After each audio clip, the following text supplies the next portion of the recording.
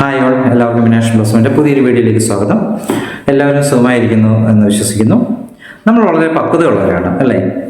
പക്വതയുള്ള നമ്മൾ ഒഴിവാക്കേണ്ട ചില ചോദ്യങ്ങളുണ്ട് മറ്റുള്ളവരോട്. പ്രത്യേകിച്ച് നമ്മൾ പുതിയതായി പരിചയപ്പെടുന്ന ഒരാളോട് അങ്ങോട്ട് കൂടുതൽ കാര്യങ്ങൾ ചോദിക്കുന്നതിനേക്കാൾ നമ്മളെ സ്വയമായിട്ട് പരിചയപ്പെടുത്തുന്നതായിരിക്കും നല്ലത്. എൻ്റെ പേര് ഇന്നതാണ്, എൻ്റെ ഫാമിലി ഇന്ന ആൾക്കാരാണുള്ളത്, ഞാൻ ഇന്നടത്താണ് സ്റ്റേ ചെയ്യുന്നത്, ഇന്നതാണ് ജോലി ചെയ്യുന്നത്. ഓരോന്നിനും മറുപടിയായിട്ട് അവരവരുടെ കാര്യങ്ങൾ ഇങ്ങോട്ട് പറയുകയായിരിക്കും ചെയ്യുക. അതാണ് ഏറ്റവും നല്ല വേ എന്ന് പറയുന്നത്. ഇൻസ്റ്റഡ് നമ്മൾ അങ്ങോട്ട് ചോദിക്കുന്നത് കല്യാണം കഴിഞ്ഞു എന്ന് പറയുകയാണെങ്കിൽ ഓക്കെ. അതല്ല, അവർ കല്യാണം പെൻഡിങ് ആയി നിൽക്കുന്ന ആൾക്കാരാണെങ്കിൽ പിന്നീട് അതിനെക്കുറിച്ച് ചോദ്യങ്ങൾ ചോദിക്കാതിരിക്കുക. ഇല്ല, കല്യാണം കഴിഞ്ഞിട്ടില്ല, കല്യാണം കഴിക്കേണ്ട സമയമായി എന്ന് വിചാരിച്ചോളൂ. ചോദിക്കണ്ട. അതെന്താ നിങ്ങൾക്ക് ഇതുവരെ നടത്താത്ത, ഇത് സീരിയസ് ആയിട്ട് ആലോചിക്കണ്ടേ, ഏജ് പോയിക്കൊണ്ടിരിക്കുകയല്ലേ എന്നുള്ള കാര്യങ്ങളെക്കുറിച്ച്, അതിൻ്റെ തുടർച്ചയായിട്ടുള്ള കാര്യങ്ങൾ നമ്മൾ ചോദിക്കാതിരിക്കുക.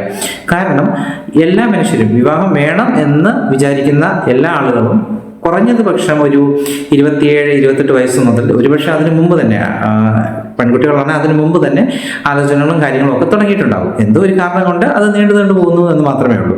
നമ്മൾ എന്തിനാണ് അനാവശ്യമായ കാര്യങ്ങളെക്കുറിച്ച് ചോദിക്കുന്നത്? അതിന് പകരമായിട്ട് നിങ്ങളുടെ ഡിമാൻഡ് എന്താണ് എന്ന് പറയുകയാണെങ്കിൽ ഞങ്ങൾക്ക് പരിചയമുള്ള ഒരാളുണ്ട് എന്ന് പറഞ്ഞ് പരിചയപ്പെടുന്നതിൽ അതിലൊരു തെറ്റുമില്ല. പിന്നെ മറ്റൊന്ന് എന്ന് പറയുന്നത് കുട്ടികളായില്ലേ എന്ന ചോദ്യം. അവരിൽ നിന്ന് തന്നെ നമുക്ക് അറിയാൻ സാധിക്കും അവർക്ക് കുട്ടികളായിട്ടുണ്ടോ ഇല്ലയോ എന്നുള്ള കാര്യം. അഥവാ ആയില്ല, കുട്ടികൾ ഇതുവരെ ആയിട്ടില്ല എന്ന് പറഞ്ഞു കഴിഞ്ഞാൽ അതിന് തുടർച്ചയായുള്ള ചോദ്യങ്ങൾ ഒഴിവാക്കുക.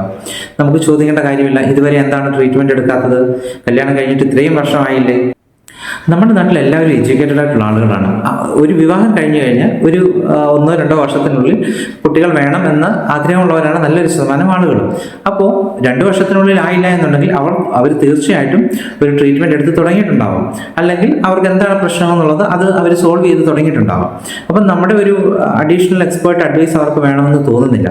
അല്ലെങ്കിൽ അവർ നമ്മളോട് ചോദിക്കുകയാണ്, ഞങ്ങൾ ട്രീറ്റ്മെന്റ് എടുക്കുന്നുണ്ട്, പക്ഷേ കുറേ നാളായിട്ടും ഒരു ഫലം കാണുന്നില്ല, നിങ്ങൾക്കറിയാവുന്ന നല്ല ആശുപത്രിയോ നല്ല ഡോക്ടേഴ്സോ ഒക്കെ ഉണ്ടോ എന്ന് ഇങ്ങോട്ട് ചോദിക്കുകയാണെങ്കിൽ അതിനുള്ള റിപ്ലൈ നമ്മൾ കൊടുത്താൽ മതിയാവും.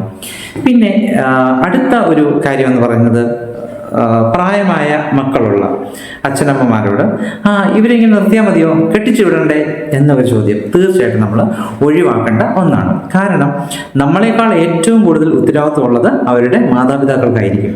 കാരണം ഓരോ ദിവസം കഴിയുമ്പോഴും മാതാപിതാക്കളെ സംബന്ധിച്ച് പറഞ്ഞാൽ ഞങ്ങളുടെ കുട്ടികളുടെ വിവാഹം കഴിച്ച് പറഞ്ഞു വിടുക, അവരുടെ ബാക്കിയുള്ള കാര്യങ്ങൾ നോക്കുക, ഇതൊക്കെയാണ് ജീവിതത്തിൻ്റെ ഒരു വലിയ ലക്ഷ്യമായിട്ട്, അല്ലെങ്കിൽ അതൊരു ഉത്തരവാദിത്തമായിട്ട് ഏറ്റെടുക്കുന്ന അച്ഛനമ്മമാരാണ് നമ്മുടെ നാട്ടിലുള്ളവർ എല്ലാവരും.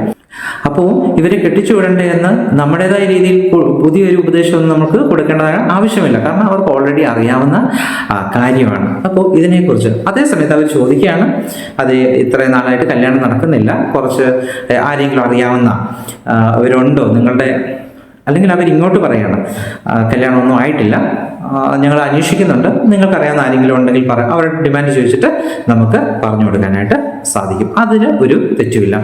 പിന്നെ ഒരു ജോലി കിട്ടിയ മനുഷ്യനോട്, അല്ലെങ്കിൽ ഓൾറെഡി ജോലി ചെയ്തുകൊണ്ടിരിക്കുന്ന ഒരാളോട് നിങ്ങളുടെ ശമ്പളം എത്രയുണ്ട് എന്ന് ചോദിക്കാതിരിക്കുക. കാരണം അവനവൻ്റെ ശമ്പളം പറയുന്നതിനോട് പല കാര്യങ്ങളുണ്ടാകും. കുറഞ്ഞ ശമ്പളമാണെങ്കിൽ മറ്റുള്ളവരോട് പറയുന്നതിൽ അവർക്ക് ബുദ്ധിമുട്ടുണ്ടാകും. രണ്ടാമത്തെ കാര്യം, കൂടുതൽ ശമ്പളമുള്ളവർ തീർച്ചയായും ചില സാഹചര്യങ്ങൾ കൊണ്ട് ചിലപ്പോൾ അവർ മറ്റുള്ളവരോട് അത് ഡിസ്ക്ലോസ് ചെയ്യാൻ താല്പര്യം ഉണ്ടായിരിക്കുന്നതല്ല. നല്ലൊരു ശതമാനം ആളുകളും താല്പര്യമുള്ളവരല്ല. നിങ്ങൾ അവർക്ക് വളരെ വേണ്ടപ്പെട്ട ഒരാളാണെങ്കിൽ ആ ചോദ്യത്തിന് അവർ മറുപടി തരാൻ നിർബന്ധിതരാണെങ്കിൽ അവർ ഏത് രീതിയിലാണ് അതിന് മറുപടി തരുന്നതെന്ന് നമുക്ക് പ്രതീക്ഷിക്കാൻ സാധിക്കത്തില്ല. അവരുടെ മറുപടി ഒരുപക്ഷെ നിങ്ങളുടെ ചോദ്യം ഒരുപക്ഷെ അവരെ ബുദ്ധിമുട്ടിപ്പിച്ചതായിരിക്കും. അപ്പോൾ ഇതൊക്കെയാണ് ബേസിക്കായിട്ട് നമ്മുടെ ജീവിതത്തിൽ അവോയ്ഡ് ചെയ്യേണ്ട ചില ക്വസ്റ്റ്യൻസ് മറ്റുള്ളവരുമായിട്ട്. അങ്ങനെ ഒരു നല്ല പക്വതയോടുകൂടി മറ്റുള്ളവരുമായി കമ്മ്യൂണിക്കേറ്റ് ചെയ്യും. നിങ്ങളുടെ ക്വാളിറ്റി നിങ്ങൾ തന്നെ ഉയർത്തിക്കൊണ്ടുവരും. അവർ തീർച്ചയായിട്ടും നിങ്ങളെ വളരെ റെസ്പെക്റ്റോടുകൂടി സ്മരിക്കുകയും റെസ്പെക്റ്റോടുകൂടി നിങ്ങളെ ട്രീറ്റ് ചെയ്യുകയും ചെയ്യും. വീണ്ടും അടുത്തൊരു വീഡിയോ കാണാം. അതുവരെ എല്ലാവർക്കും നന്ദി. നമ്മളുടെ വീഡിയോ ഇഷ്ടപ്പെടുകയാണെങ്കിൽ നിങ്ങൾ തീർച്ചയായിട്ടും നമ്മുടെ വീഡിയോസൊക്കെ ഒന്ന് ലൈക്ക് ചെയ്യുകയും ഷെയർ ചെയ്യുകയും നിങ്ങളുടെ സുഹൃത്തുക്കൾക്കൊക്കെ ഒന്ന് ഷെയർ ചെയ്ത് കൊടുക്കുകയും നമ്മുടെ ചാനൽ ഒന്ന് സബ്സ്ക്രൈബ് ചെയ്ത് വയ്ക്കുകയും ചെയ്യണം. തീർച്ചയായിട്ടും മറ്റൊരു വീഡിയോ ആയിട്ട് വീണ്ടും കാണാം.